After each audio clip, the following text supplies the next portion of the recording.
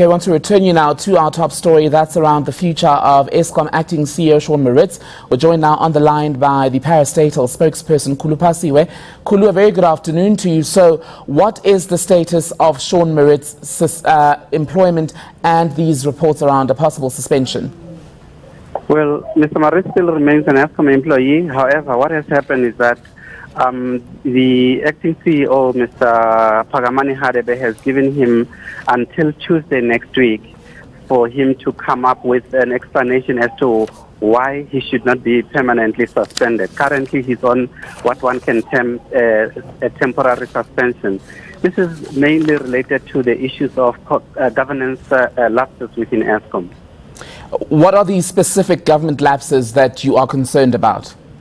Well, the proper details will be given, obviously, once he is served with, I would say, a formal suspension. But all I can tell you now, though, is that this has something to do with the issues about the letter that was recently written to McKinsey, where Eskom was saying to McKinsey that the previous letter, which was saying that the payments made to McKinsey were unlawful, the subsequent letter written by Mr. Maritz on the 16th of January was saying there was nothing wrong with that, with those payments.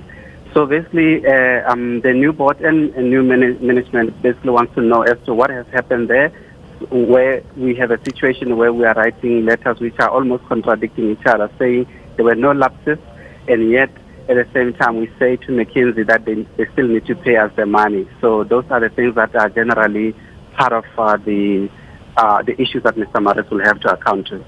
Just to be clear, was Sean Maritz still reporting for duty, and what was he doing in the past week since the announcement that Pagamani Hadebe would now occupy that interim CEO position? Well, yes, he was reporting for duty because I remember with Mr. Hadebe becoming the acting CEO, Mr. Maritz had to go back to his previous position, which is the Chief Information Officer. So he was back to his previous position. We understand Mr. Maritz and Pagamani Hadebe met earlier in the week. Did the issue of the confusion around that letter on the validity, the lawfulness of the McKinsey contract come up in that meeting, and what did Mr. Maritz have to say for himself? Yes, this matter was raised. The meeting, I think, was on Thursday. The matter was raised. And Mr. Maritz basically was saying that he signed the letter to McKinsey on instruction of the previous board of Eskom. So more details, I suppose, will come in his next meeting on Tuesday with Mr. Hadebe again, so that he can give more details if he can have any other to say as to why he signed and what was the rationale, and then why he shouldn't be suspended. We've seen in the last few days, Khulu, the resignation of Anaj Singh, Prish Govender, and yesterday, Matsila Koko went to court to try and block his possible departure from Eskom. How confident are you that you are handling the exits of these men lawfully to avoid a repeat of the Brian Molefe situation? Well, management is doing everything possible according to the labor standards or labor procedures. Remember, for example, even with Mr. Koko, he was given, I would say, a fair hearing in the sense that he was called and had to give his side of the story, and he was given 24 hours to come back with a response as to whether he would be fired or he would just voluntarily resign. And generally, within the processes, those kind of things are sort of part of the process.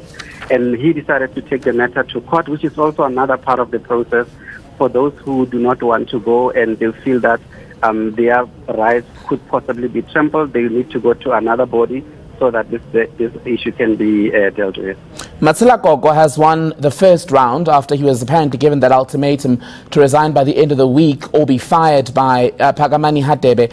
What is your feeling, and why do you seem so desperate to have Matsila Koko leave, especially because your own internal processes had cleared him of wrongdoing? Well, the internal process that had cleared Mr. Koko was primarily in relation to the allegations that he did not declare the relationship between himself and his daughter doing business with Eskom. That matter has been resolved, and he was cleared based on the evidence that he was able to give. But you now have, I would say, other issues that are swirling around Mr. Koko. as you know, on I think on Wednesday, or he was in Parliament where he was giving evidence in relation to some of the trips that he had undertaken to Dubai and places like that, and other dealings in between. All of those things are making life very difficult for management when they go out, especially the Eskom Treasury, when they go out to negotiate deals with banks and lenders in general. Those people are raising this issue to say to Eskom, you still have these issues that are sort of swirling around your company.